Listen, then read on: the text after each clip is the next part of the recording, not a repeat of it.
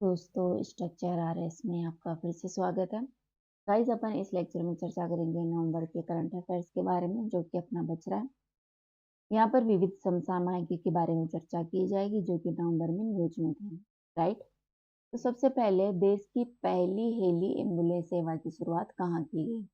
तो गाइस, देश की पहली जो हेली एम्बुलेंस सेवा है, इसकी शुरुआत की गई है अपने ऋषिकेश उत्तराखंड क्षेत्र में, जो कि पहाड़ी इलाका है। यहाँ पर एक जो हवाई एक एम्बुलेंस है, जो कि अपनी 108 एम्बुलेंस होती है, वाहन होता है, उसी की तर्ज पर ये एम्बुलेंस की शुरुआत की गई है। आगे आता है ओटीटी वेब्स के बारे में। दोस्तों, ओटीटी वेब्स है वो प्रसार भारती है। प्रसार भारती के बारे में आपने तो सुना ही होगा, एक जो आकाशवाणी चैनल है। प्रसार भारती का एक ऐप है जिसमें प्रसार भारती ने इसे लॉन्च किया ओटीटी वेब्स को। इसके जरिए यूजर्स दूरदर्शन और आकाशवाणी की जो विशाल अभिलेखागार है उस तक पहुंच सकते हैं। राइट। फिर आता है साइक्लोन दाना के बारे में। It is very important, cyclone दाना। ठीक है दोस्तों, दाना नाम है ये दिया है अपनी सऊदी अरब ने।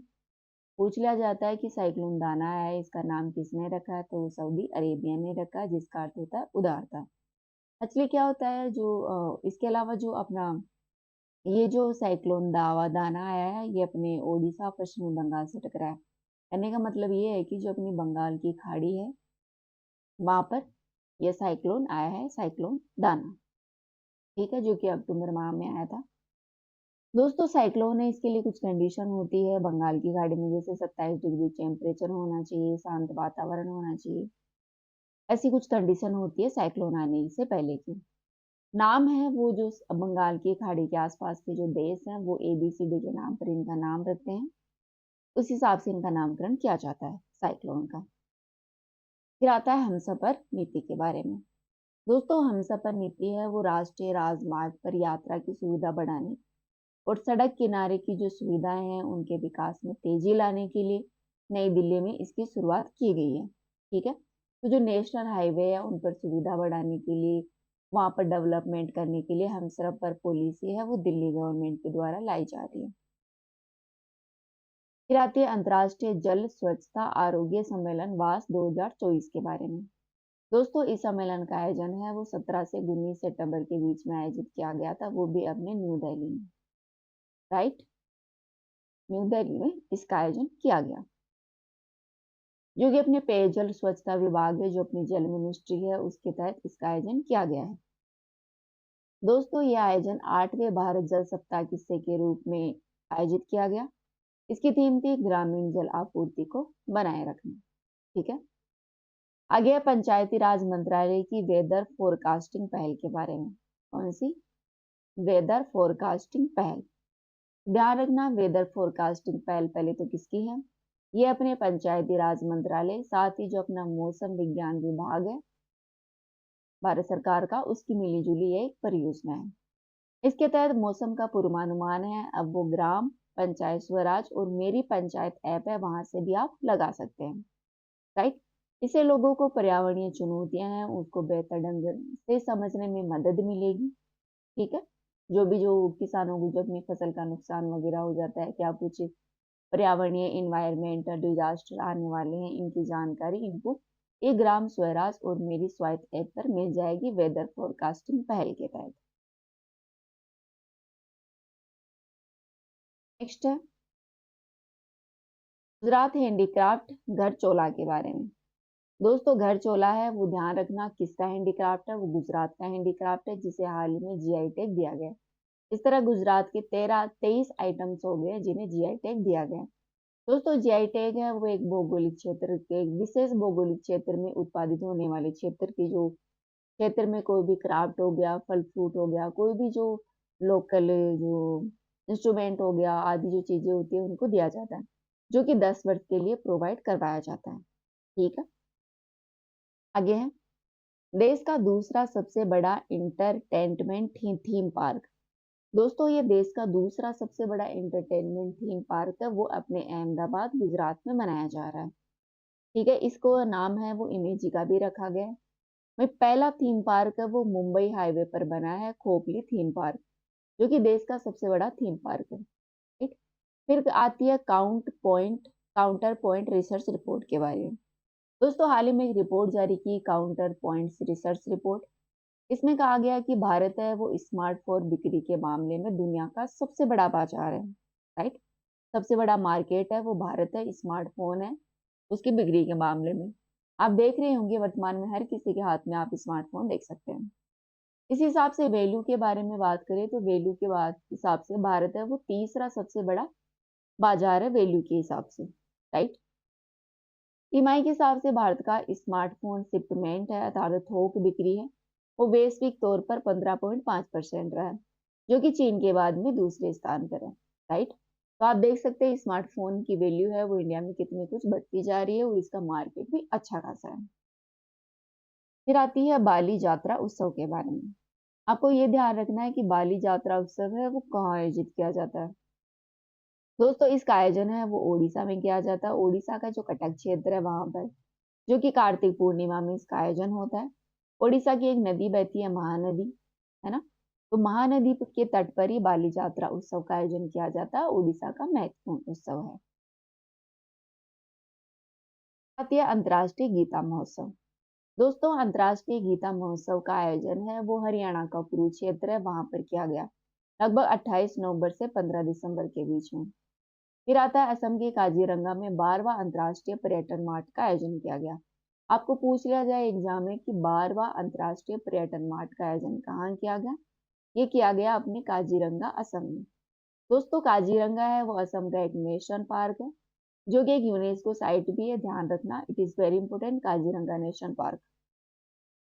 फिर आती है श्री श्री रविशंकर। दोस्तों श्री श्री रविशंकर को फिजी एक देश है, इसका सर्वोच्च नागरिक सम्मान दिया गया है।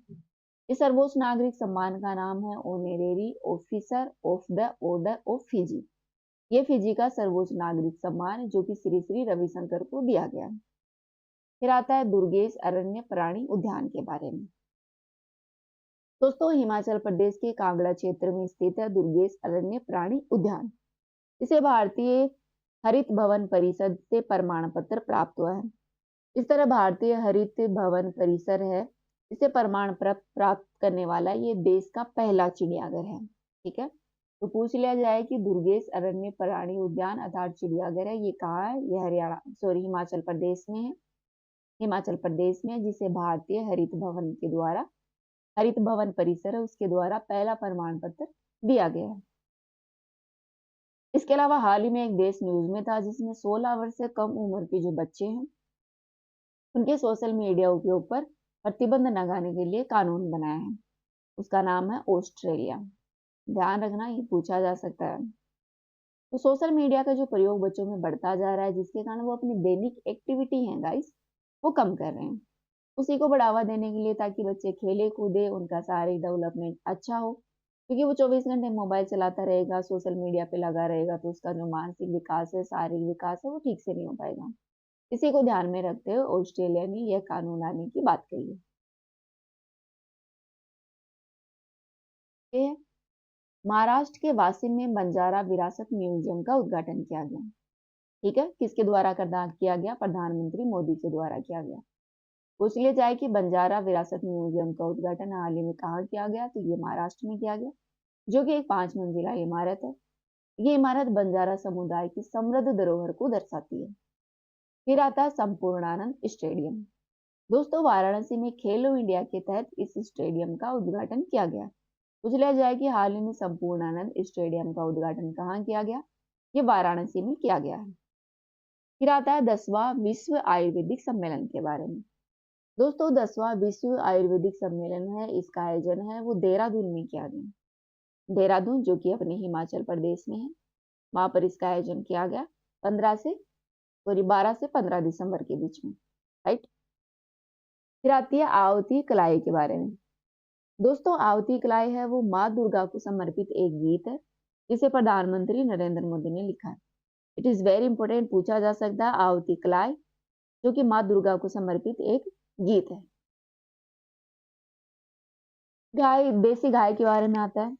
दोस्तों हाल ही में महाराष्ट्र सरकार है, जो महाराष्ट्र के प्रधानमंत्री हैं मुख्यमंत्री एकनाथ शिंदे, इन्होंने देसी गाय को राज्य माता का दर्जा दिया है। तो आपको पूछा जा सकता है कि देसी गाय को राज्य माता का दर्जा हाल ही में कौन से राज्य ने दिया है? तो वो है अपना महाराष्ट्र। आगे है, बिहार के सारण जिले के सोनपुर के हरिनाथ तीर्थ में तीर्थ क्षेत्र है, वहां पर एआई टेक्नोलॉजी से लेस राज्य का पहला सुकर्ण गणेश्वरी गणपति मंदिर का निर्माण किया जाएगा। तो देखो आप, आज के जमाने में आर्टिफिशियल इंटेलिजेंस जो टेक्नोलॉजी है, एआई टेक्नोलॉजी है, वो कितनी आगे बढ़ रही है कि वो जो अपने हिसाब से मंदिर भी बना रही है। ये पहला काम हो रहा है अपने बिहार के सारण क्षेत्र में। ये अंतर्राष्ट्रीय अभिदम दिवस के बारे में। दोस्तों, अंतर्राष्ट्रीय अभिदम दिवस का आयोजन है वो 17 अक्टूबर को अपने न्यू दिल्ली में किया गया। राइट, न्यू दिल्ली का विज्ञान भवन क्षेत्र है, वहां पर इसका आयोजन किया गया। यह दिवस है वो दुनिया में बौद्ध धर्म की विरासत को संरक्षित करने और उसको बढ़ावा देने के लिए मनाया जाता है। ध्यान रखना, अंतर्राष्ट्रीय अभिदम, अभिदम मतलब बौद्ध धर्म को बढ़ावा देना। फिर आता है ट्यूलिप ब्रांड। दोस्तों, ट्यूलिप ब्रांड के तहत केंद्र सरकार है वो जो हाशिए पर स्थित लोग हैं, गरीब लोग हैं, आदिवासी लोग हैं, उनके द्वारा बनाए गए जो उत्पाद हैं उनको ट्यूलिप ब्रांड के द्वारा प्रोत्साहित दिया जाएगा। नेक्स्ट आता है पहली डिजिटल घड़ी, जनसंख्या घड़ी के बारे में। दोस्तों, बेंगलुरु में देश की पहली जनसंख्या घड़ी का उद्घाटन किया गया है, जो कि व्यावसायिक और आर्थिक परिवर्तन की जो संस्थान है उसके द्वारा किया गया है। ठीक है, तो आपको ध्यान रखना कि देश की पहली डिजिटल जनसंख्या घड़ी कहाँ है, वो अपने बेंगलुरु में बनती है। दोस्तों, यह घड़ी है वो देश के 18 जनसंख्या अनुसंधान केंद्र पर लगाई जाएगी, जो कि रियल टाइम पॉपुलेशन अपडेट दिखाएगी। राइट, फिर आता है जल जगार महोत्सव के बारे में। दोस्तों, जल जगार महोत्सव है वो अपने छत्तीसगढ़ में आयोजित किया गया है। कहाँ पर? छत्तीसगढ़ में। नेक्स्ट है एशिया क्लीन एनर्जी समिट के बारे में। दोस्तों, 22 से 24 अक्टूबर के बीच में एशिया क्लीन एनर्जी समिट है, इसका आयोजन है वो कहाँ किया गया? सिंगापुर में। ऐसे कोई ज्यादा इंपॉर्टेंट है नहीं, फिर भी ध्यान रख लो, सिंगापुर में इसका आयोजन हुआ। फिर आती है भौतिकी वैज्ञानिक प्रोफेसर रोहिणी गोडबोले के बारे में। प्रोफेसर रोहिणी गोडबोले है वो भौतिकी कण क्षेत्र के भौतिकी वैज्ञानिक है जिन्हें पद्मश्री दिया गया था, जिनका हाल ही में निधन हो गया है। राइट, पूछ लिया जाए कि रोहिणी गोडबोले कौन थे? ये एक भौतिकी वैज्ञानिक है।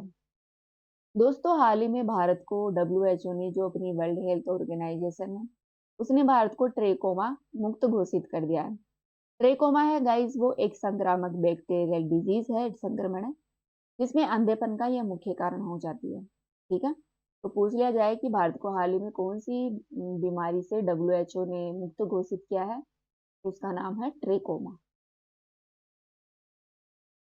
आगे भारत का दूसरा तितली विविधता केंद्र। दोस्तों, भारत का दूसरा तितली विविधता केंद्र है वो असम में बनाया गया है। असम का जो काजीरंगा नेशनल पार्क है, काजीरंगा क्षेत्र है, राष्ट्रीय उद्यान, वहां पर इसका जो केंद्र है वो बनाया जा रहा है। यहाँ पर लगभग 446 तितलियां हैं, वो विभिन्न किस्मों की यहाँ पर तितलियां मिली हैं। देश के पहले तितली विविधता केंद्र की बात करें तो जो अपना नामदफा नेशनल पार्क है, जो कि अरुणाचल प्रदेश में स्थित है। राइट, वहां पर है। तो इस तरह देश में दो तितली विविधता, तितली डाइवर्सिटी, बटरफ्लाई डाइवर्सिटी सेंटर है वो बन गए हैं। पहला है वो नामदफा नेशनल पार्क में, जो कि अरुणाचल प्रदेश में। दूसरा है काजीरंगा नेशनल पार्क में, जो कि अपने असम में स्थित है। राइट, तो ये अपने चर्चा के लिए विविध जो फैक्ट बच रहे हैं नवंबर के करंट अफेयर्स के नेशनल स्तर पर। अब अगले वीडियो में चर्चा की जाएगी इंटरनेशनल करंट के बारे में। तो अभी के लिए इतना ही। Thank you.